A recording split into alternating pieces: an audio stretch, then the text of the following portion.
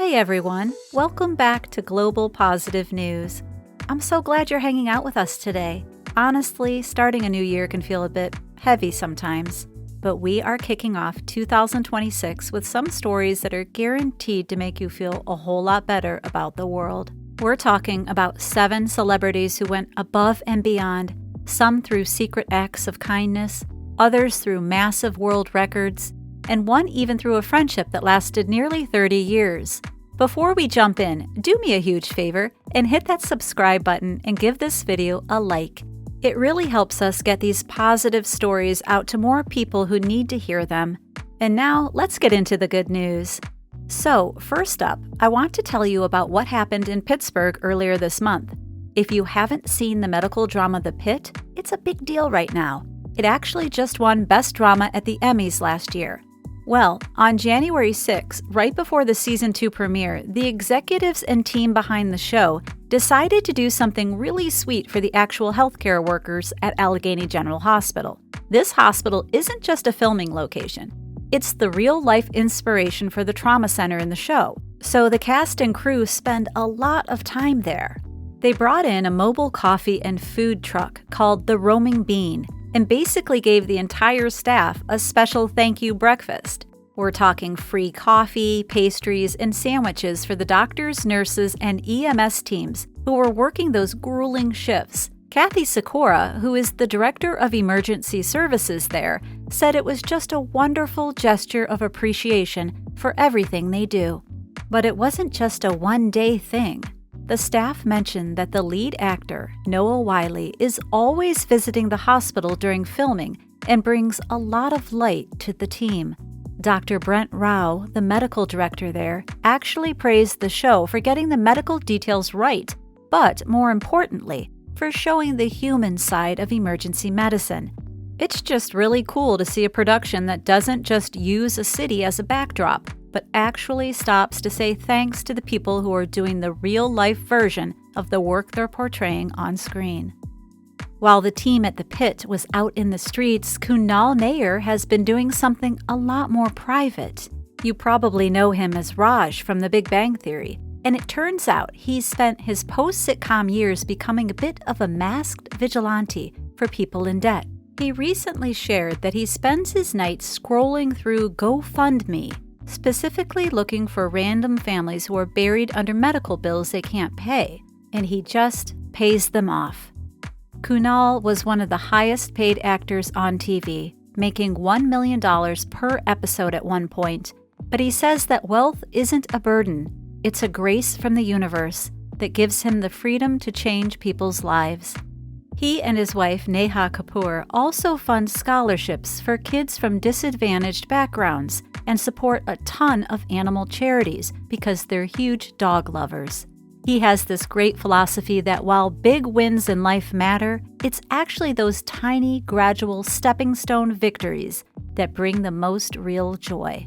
Last month, while he was out promoting his new movie, Christmas Karma, he talked a lot about how we can't just wait for world leaders to bring peace. We have to do it ourselves with kindness toward our neighbors. His new movie is actually a Bollywood take on A Christmas Carol, and he plays a character based on the Indian refugees expelled from Uganda in 1972.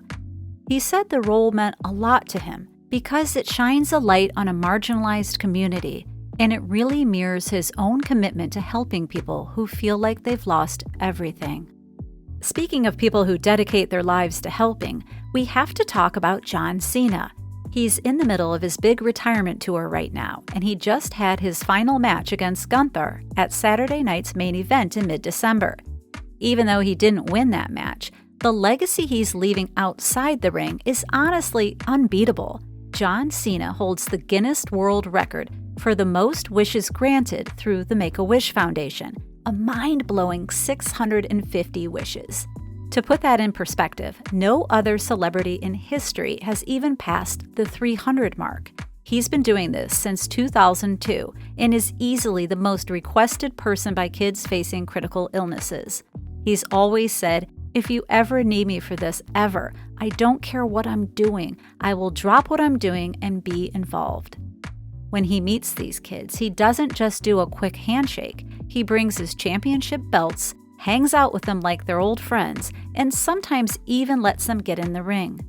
As he hangs up the boots this January, the Make-A-Wish CEO Leslie Motter praised him for being a true motivator for these kids.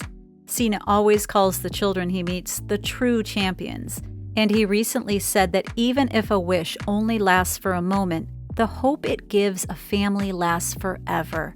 It's a beautiful reminder that no matter how big of a star you are, taking the time to make a child smile is the real Herculean effort.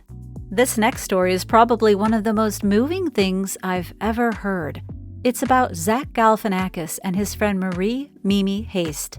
Mimi was an elderly woman who had been homeless since her 50s and spent 18 years living inside a laundromat in Santa Monica. Zach met her in the late 90s when he was just a struggling comic doing his own laundry at that same spot. They became fast friends, and even after Zach became a massive movie star with The Hangover, he never left her behind. He actually bought her a cell phone so they could stay in touch, found her a one-bedroom apartment nearby, and paid her rent for nearly 3 decades. He even took her as his date to his big movie premieres, where she got to walk the red carpet and enjoy all the glitz and glamour. Mimi once said that Zach doesn't want anybody to know how much he does for her, but their bond was so special that they even made a documentary about her life called Queen Mimi. Sadly, Mimi passed away a few years ago in her mid-90s. But until her very last day, she was supported and loved by Zach and a whole group of friends from that neighborhood laundromat. It's just such a rare example of long-term loyalty. Zach didn't just write a check and walk away. He stayed in her life for 27 years and made sure she never had to sleep in a plastic chair in a laundromat ever again. You can't really talk about nice guys in Hollywood without mentioning Keanu Reeves, right? But here's the thing, the internet loves to make up stories about him because he's so well-liked. There's a rumor that's been floating around again this month, saying he donated 70% of his original Matrix salary to leukemia research. Now, just to be clear, his publicist has actually debunked that specific number, but the real story is still pretty incredible. Keanu's commitment to cancer research is really personal. His younger sister Kim was diagnosed with leukemia back in 1991. He was her primary caretaker during her 10-year battle, doing everything from cooking her meals to selling his home to be closer to her. He reportedly spent around $5 million on her recovery treatments before she went into remission. He also started a private foundation over 20 years ago that helps children's hospitals and cancer research, but he purposely doesn't put his name on it. He's also famous for taking care of his crew. He famously gave up millions of dollars of his own profits from the Matrix sequels to the visual effects and costume teams because he felt they were the ones who really made the movie happen. This January, as he's appearing in the Broadway play Waiting for Godot and starring as a literal guardian angel in the new movie Good Fortune, it's clear that his off-screen life is just as angelic as the characters he plays. He's proof that you don't need a huge press release to make a massive difference. Next, I want to talk about Aaron Paul. We all know him as Jesse Pinkman, but for over a decade now, he has been the ultimate best supporting husband to his wife Lauren and her nonprofit, The Kind Campaign. This charity is all about ending girl-on-girl bullying, and it's a mission that started from Lauren's own painful experience with bullying when she was younger. Aaron once helped raise nearly $1.8 million for the charity through a contest where fans could cook with him and Bryan Cranston and watch the Breaking Bad finale. That money has helped them send kind kits and curriculum to over 300 schools across the country. Even now, in January 2026, they are still going strong. They just launched a big partnership with Club Crackers to help fight youth loneliness and bullying. Lauren and her co-founder Molly Thompson are currently on their 28th Founders Tour, going to schools in places like New York and Arkansas to lead free assemblies for kids. Aaron has always used his biggest moments, like his Emmy acceptance speeches, to tell parents to do yourself and your children a favor and look into the campaign. It's just so cool to see someone use their fame to amplify a message of empathy and support for the next generation. Finally, let's talk about Amanda Seyfried. She's completely traded the high-stress life of Los Angeles for a rescue farm in the Catskills of upstate New York. She lives there with her husband, Thomas Sadowski, and their 2 kids, and she said that moving away from the city was essential for my mental health. Her farm is a registered 501c3 rescue, and they care for nearly 40 animals, everything from horses and donkeys to goats, ducks, and cats. She's out there doing the actual work, too, with just one caretaker to help her out. She even jokes that people in the area just give us chickens because they know she'll take care of them. But beyond just rescuing them, she uses her platform to help other pet parents deal with the high costs of vet care. The farm has also become a huge teaching tool for her kids. She's very open with them about the circle of life, and she thinks growing up around these animals gives them a huge sense of responsibility and respect for all living things.